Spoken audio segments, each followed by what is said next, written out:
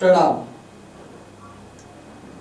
नवरात्र की पहली देवी है देवी शैलपुत्री, जिनका नाम लेने मात्र से हमारा कोमल चित्त भी कठोर शैल जैसा हो सकता है। हमारा कृशकाय यह शरीर भी इतना शक्तिशाली और वज्र के समान हो सकता है। ऐसी देवी जो कोमल से कोमल पदार्थ को भी कठोरतम बनाने की क्षमता रखती है। ऐसी देवी जो कायर से कायर का पुरुष जैसे व्यक्ति को भी महापुरुष में परिणत कर सकती है।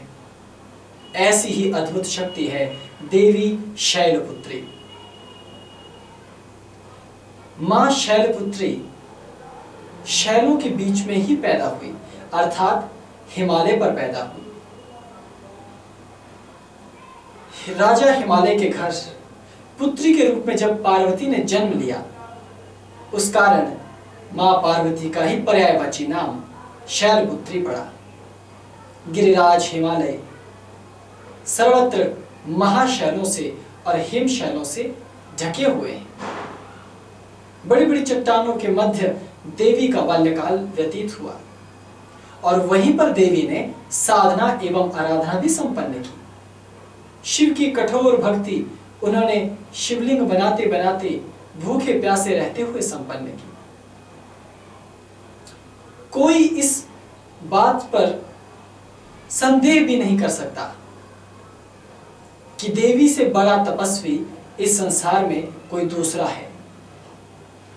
जहां देखने में देवी मां पार्वती बिल्कुल कृशकाय थी और एक गौरांगना और बहुत ही नाजुक शरीर उनका था, जिसे देखकर माता पिता ये कहते थे कि पार्वती, तुम ये कैसे जिद कर रही हो, अपने शरीर के साथ इतना अत्याचार क्यों कर रही हो, तुम्हारा शरीर और तुम तपस्या के लायक नहीं हो।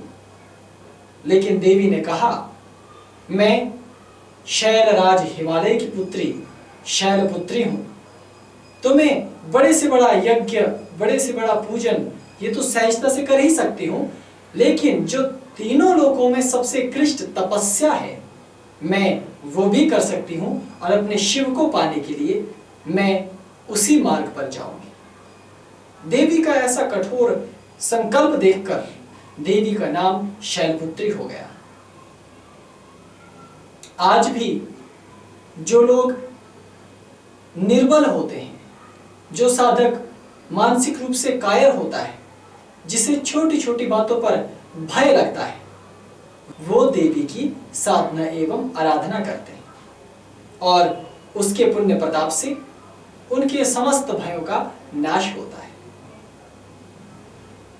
देवी शैलपुत्री की साधना कैसे करें, पूजा पाठ कैसे करें, इसकी बहुत सी विधाएं हैं। कर्मकांड अलग अलग संप्रदायों में विभक्त है, लेकिन मूलतः भक्ति कभी विभक्त नहीं हो सकती। इसलिए आप भी अपने घर में ही देवी शैलपुत्री की साधना आराधना कर सकते हैं। 3 तरह की साधनाओं का मैं उल्लेख करूंगा। पहली, कर्मकांड प्रधान साधना। इसके लिए आप देवी का चित्र अथवा प्रतिमा इत्यादि लेकर एक भूमि पर लाल रंग का वस्त्र बिछाकर उस पर उन्हें स्थापित कर दें और तदंतर देवी का आवाहन करते हुए उनका जल से अभिषेक करना चाहिए और प्राण प्रतिष्ठा संपन्न करनी चाहिए। फिर यथा योग्य धूप, दीप, नैवेद्य, अक्षत, पुष्प, जल, जो भी आपके पास पूजन सामग्री है, पंचोपचार से लेकर षोडशोपचार जितना आपके समर्थ है, तदानुरूप सभी पूजन सामग्रियां देवी के सम्मुख रखनी चाहिए। यदि आप 9 दिन लगातार नवरात्रों का पाठ कर रहे हैं या देवी के व्रत कर रहे हैं या लगातार साधना कर रहे हैं, तो ये उत्तम माना जाता है कि पहले ही दिन आप देवी मां की पूजा के लिए एक कलश स्थापित करें। कलश स्थापित करने के लिए देवी मां की जहां आप मूर्ति स्थापित करें, उसकी दाहिनी ओर आप थोड़ी सी रेत अथवा मिट्टी रखें, उसका एक ढेर बना लें। यदि वो भी संभव नहीं है तो चावल अथवा किसी अन्य धान्य का एक ढेर बनाकर उस पर मिट्टी का कलश रखें उसमें आधा जल भर दें और फिर कुछ गंगा जल की बूंदें उसमें डाल देनी चाहिए। फिर पंचपल्लव, 5 प्रकार के वृक्षों के पत्ते, आम इत्यादि, पीपल, बड़ इत्यादि, उसके पत्ते आप उस पर लगा दें। यदि आपको पंचपल्लव नहीं मिलते तो किसी भी वृक्ष के 5 पत्ते लाकर कलश पर रखें और उसके ऊपर नारियल को स्थापित कर दें।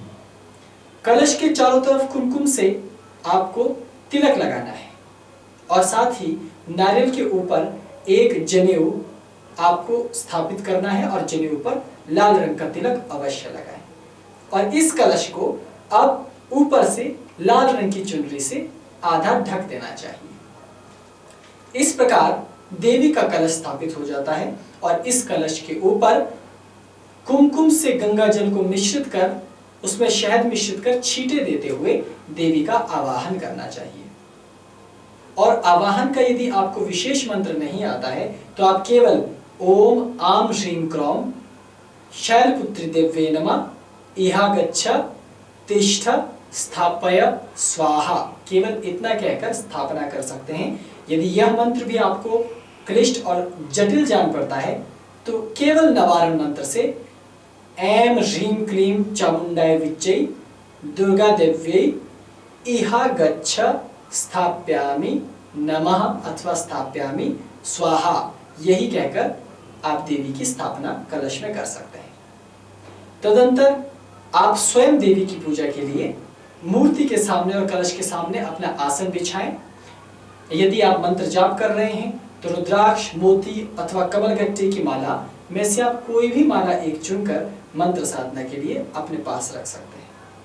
फिर एक तरफ थाली में आप पहले से ही फल, मिष्ठान और अन्य जैसे श्रृंगार की सामग्री, चूड़ियां, बिंदी, काजल इत्यादि होती हैं, वो एक थाली में लाकर रखें और केवल नवारण मंत्र के माध्यम से ही, या जो देवी का शैलपुत्री का मूल मंत्र है ओम ग्लौम ह्रीं ऐं शैलपुत्री देव्यै नमः, इस प्रकार आप फल उठाएं, अपने हाथों में रखें और देवी का मंत्र पढ़ें ओम ग्लौम ह्रीं ऐं शैलपुत्री देव्यै नमः फलम समर्पयामि, और तदंतर आप पुष्प इसी प्रकार से अर्पित करें।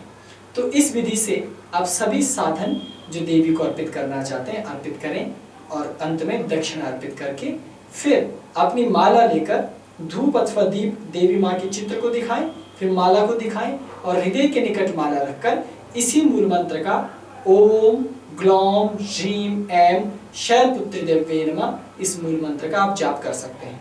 या यदि आप 9 के 9 दिन देवी के अलग अलग मंत्रों का जाप नहीं करना चाहते हैं तो केवल नवारण मंत्र का, मूल मंत्र का जाप आप हर दिन करें, उससे देवी के सभी स्वरूपों की पूजा और वंदना हो जाती है।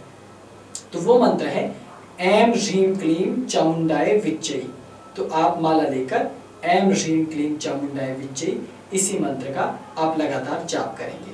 और यदि आप यज्ञ करना चाहते हैं, कुछ साधक हैं जो कर्मकांड मंत्र जाप पूर्ण होने के पश्चात यज्ञ भी करना चाहते हैं, तो छोटा सा पात्र अपने पास पहले रख लें और अपने पास हवन सामग्री, उसमें कुछ घी मिला दें, कुछ उसमें गुड़ अथवा शक्कर मिला देनी चाहिए। और तदंतर इस प्रकार से हंसी मुद्रा बनाते हुए, मृगी मुद्रा बनाते हुए उसमें से यज्ञ की सामग्री उठाकर थोड़ी सी अग्नि प्रज्वलित कर, आम की लकड़ी से अग्नि प्रज्वलित कर उसमें पहले 3 घी की आहुतियां दें और ओम अम अग्ने नमः इहा गच्छ तिष्ठ स्थापय कहना चाहिए। और फिर आप यज्ञ में आहुति दें ओम ग्लौम ह्रीं ऐं शैलपुत्री देव्यै स्वाहा, और तदंतर आहुति दे देनी चाहिए। जब आपका मंत्र जाप पूर्ण हो जाए और यज्ञ पूर्ण हो जाए, इसके पश्चात देवी की आरती करनी चाहिए और फिर प्रसाद वितरित करने के बाद हाथ जोड़कर क्षमा प्रार्थना करनी चाहिए। इस प्रकार से आप देवी की लघु पूजा सुबह के समय अथवा संध्या के समय, दोनों समय में से इच्छित समय पर पूर्ण कर सकते हैं। या आप इसी साधना क्रम को 2 हिस्सों में बांट सकते हैं। सुबह कलश स्थापन करें, देवी माँ का चित्र स्थापित करके फल इत्यादि उन्हें चढ़ा दें और कुछ मंत्र जाप सुबह करें और फिर छोड़ दें। पूजा के स्थान पर ही माला रख दें और संध्या के समय बाकी का मंत्र जाप करें, और यदि यज्ञ करना चाहें तो संध्या के समय यज्ञ करें, अन्यथा मंत्र जाप होने के पश्चात शाम को आरती करें। और अपना व्रत यदि आप एक ही दिन में खोलना चाहते हैं तो संध्या के समय आप अपना व्रत प्रसाद ग्रहण करने के पश्चात खोल भी सकते हैं। ये कर्मकांड प्रधान साधना हुई। अब दूसरी साधना, जो लोग योगी हैं, हिमालयों में रहते हैं, अथवा आप जैसे लोग जो ऐसे स्थानों पर रह रहे हैं, विद्यार्थी हैं, शिक्षा ग्रहण कर रहे हैं, किसी दूसरे के मकान में रहते हैं, यहाँ यज्ञ आप कर ही नहीं सकते, पूजा पाठ की भी बड़ी व्यवस्था नहीं है, तो केवल देवी दुर्गा का एक ही चित्र लेकर 7 दिन, 8 दिन, 9 दिन उसी चित्र की पूजा आपको करनी चाहिए। और देवी पर आप श्रृंगार का हल्का सा सामान, अर्थात उनके ऊपर एक लाल चुनरी चढ़ा दें, और यदि संभव हो आप कलश नहीं स्थापित कर सकते तो एक नारियल के बाहर आप रक्त वर्ण का वस्त्र, लाल कपड़ा बांधकर उस पर मौली बांध दें और देवी के चित्र के सामने स्थापित करें, और एक दीपक जला लें, धूप दीप जलाकर। फिर आप चाहें तो मंत्र जाप माला से करें, अथवा अपने आसन पर बैठकर आप नवारण मंत्र का आज्ञा चक्र पर ध्यान रखते हुए ध्यान करेंगे इस प्रकार से। ओम ऐं ह्रीं क्लीं चामुंडायै विच्चै। ओम ऐं ह्रीं क्लीं चामुंडायै विच्चै। और केवल इसी प्रकार आपको 20 मिनट से लेकर आधा घंटा, 1 घंटा, जितनी आपकी सामर्थ्य होती है, केवल आज्ञा चक्र पर ध्यान करना चाहिए। इससे भी देवी माँ की साधना पूर्ण होती है। और यदि आप ध्यान में प्रथम देवी शैलपुत्री का ध्यान करना चाहते हैं तो उन्हीं के मंत्र से आधे नेत्र खुले और आधे बंद रखते हुए मंत्र का जाप करेंगे। ओम ग्लौम ह्रीं ऐं शैलपुत्रे दिव्यै नमः। ओम ग्लौम ह्रीं ऐं शैलपुत्रे दिव्यै नमः। ओम ग्लौम ह्रीं ऐं शैलपुत्रे दिव्यै नमः। इस प्रकार से आप ध्यान पूर्वक दूसरी विधि से देवी की पूजा पाठ कर सकते हैं।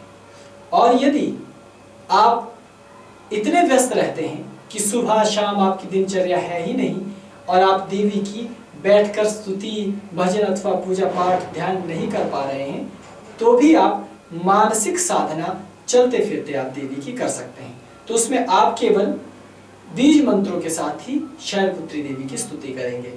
आप जब भी चल फिर रहे हो, भले आंखें खुली हो, बंद हो, लेकिन ध्यान आप खुले नेत्रों से भी आज्ञा चक्र पर रखेंगे और बीज मंत्र ओम ग्लौम ह्रीं ऐं, केवल इतना ही। ओम ग्लौम ह्रीं ऐं, ओम ग्लौम ह्रीं ऐं, ओम ग्लौम ह्रीं ऐं। केवल इसी मंत्र के माध्यम से चलते फिरते, उठते बैठते मन ही मन आप इस मंत्र का जाप करते चले जाएंगे।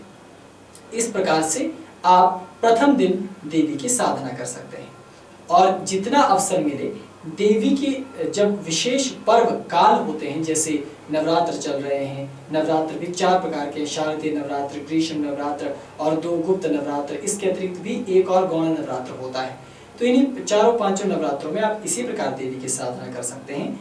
और अन्य दिनों में भी आप देवी की इस स्तुति और विधि को अपने जीवन में दैनिक साधना में प्रयुक्त कर सकते हैं। इसके पश्चात आप आरती कर सकते हैं, देवी के स्तोत्र, स्तवन, गायन, इसका भी आप उपाय कर सकते हैं। और मैं पहले भी देवी के महायंत्रों का विवरण दे चुका हूँ, तो आप देवी के यंत्र बनाकर अपने लाभ के लिए, भौतिक अथवा आध्यात्मिक उन्नति के लिए देवी माँ की अनुकंपा अवश्य प्राप्त करें। देवी माँ की साधना में फिलहाल इतना ही। ओम नमः शिवाय।